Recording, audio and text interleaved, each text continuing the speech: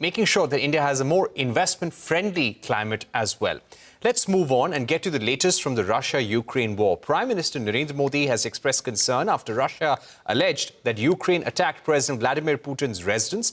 PM Modi also urged Russia and Ukraine to focus on diplomatic efforts to end hostilities. In a social media post, Russia's Foreign Minister Sergei Lavrov has said that there were no injuries as the 91 long-range strike drones used in the attack were shot down.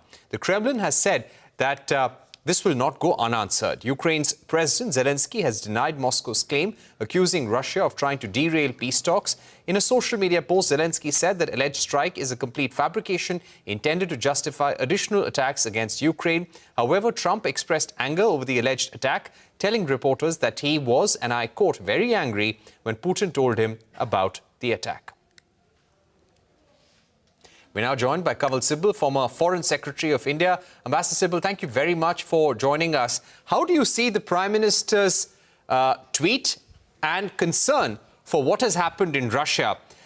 Do you think this statement by the Prime Minister stands out in India's approach to the war so far over the last 3 years? Well, the continuation of this conflict in Ukraine is putting a lot of pressure on us, as you well know. We still are being subjected to 50% tariffs by the United States, and 25% of that is because of our purchase of oil from Russia. So we would like this conflict to end. We have tried our best, given the limitations of what we can do, to deal with both sides, including with Zelenskyy. But as I see from what is happening, and my interpretation of that is that Zelenskyy is not in a mood to make any fundamental compromises. And what has happened now in terms of this attack on Putin's residence in Novgorod is another sign that he is looking for continuing of this confrontation and causing a bigger conflagration, a major attack, retaliatory attack by Russia, which would then create the dynamic of not only European continuing to support him, but also the Americans and Trump being forced by circumstances to do exactly what Zelenskyy wants to do, which is to involve the United States. So the Prime Minister, after Putin's visit here and the conversations they have had, and as I said, his efforts in the past to try and see if he could play a bit of a role in terms of promoting dialogue and diplomacy, a message that he repeated to Putin even when Putin was here on a state visit. That approach is not getting anywhere with this kind of an escalation by Zelenskyy. And his denials are meaningless because in his Christmas Day message, and this is astonishing, really astonishing for a leader of any country to wish for death of another leader. I mean, Christmas is supposed to be a message of, supposed to be to celebrate peace and harmony and what have you.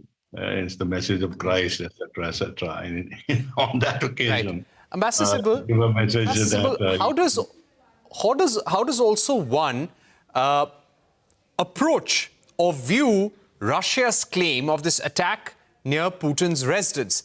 Zelenskyy has denied it, and they have reason to do so. But how can India take a balanced way forward? And do you also feel that somewhere, because we're not seeing an outcome on the India-US trade deal, India perhaps is taking Russia's side more openly this time around? No, I think this is unconscionable. This is excessive. As I said, this was preceded by his wishing publicly the death to Putin. And I am told by those who understand the Russian language that the actual word he used was stronger than simply death. It was a miserable death. So in that background, it is not, it is almost logical that he's done what he has done, and his denials, frankly, are meaningless.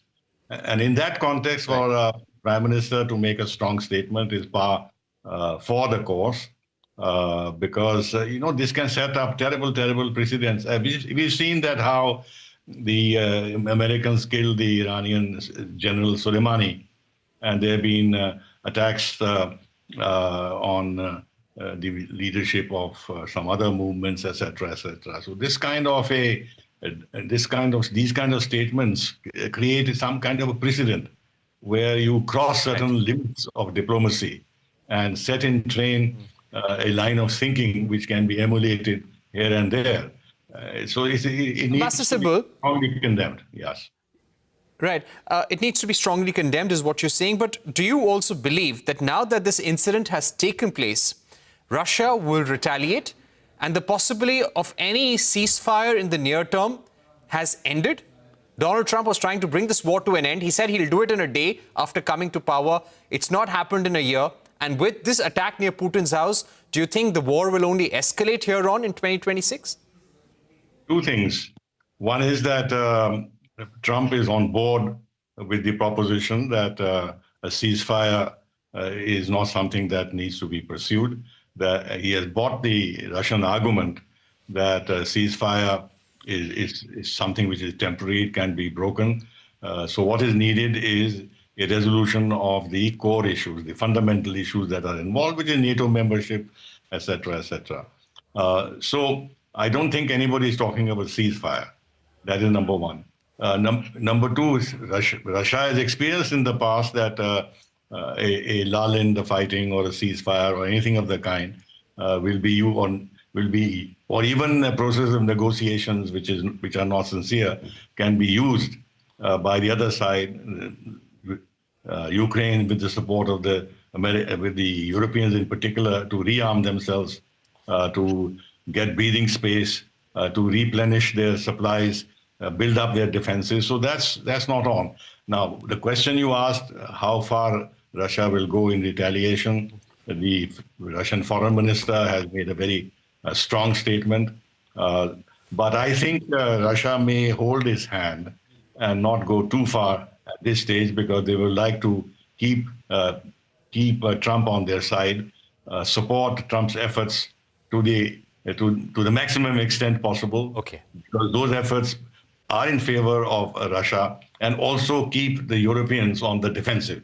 But if he really ups the ante, does something drastic, then I think the public pressure, even on Trump and the Americans, would become stronger to do something to support Ukraine. So I said they will do something, but go all out, I think, to retaliate. Okay, thank you very much, Ambassador Sibal, for joining us with those views. We're taking a short break, but coming up on the other side, Khaleda Zia, Bangladesh's first female prime minister, dies at 80. Prime Minister Modi condoles her death. A special discussion with former diplomats Veena Sikri and Meera Shankar when we return.